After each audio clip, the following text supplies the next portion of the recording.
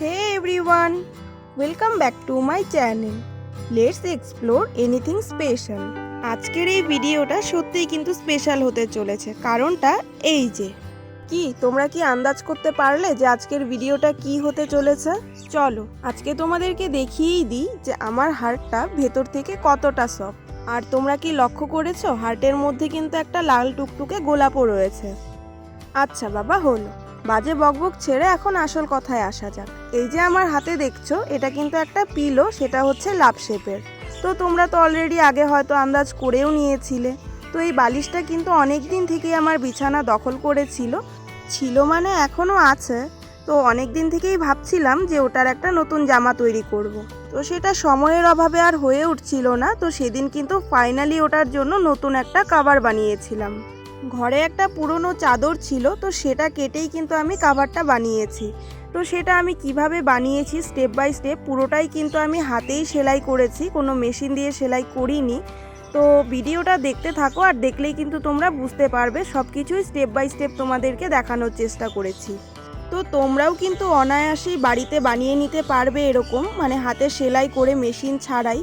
তো ভিডিওটা তোমরা দেখলেই বুঝতে পারবে। তো ভিডিওটা একদম স্কিপ না করে ভিডিওটা দেখতে থাকো, শেষে তোমাদের সাথে আবার কথা হচ্ছে।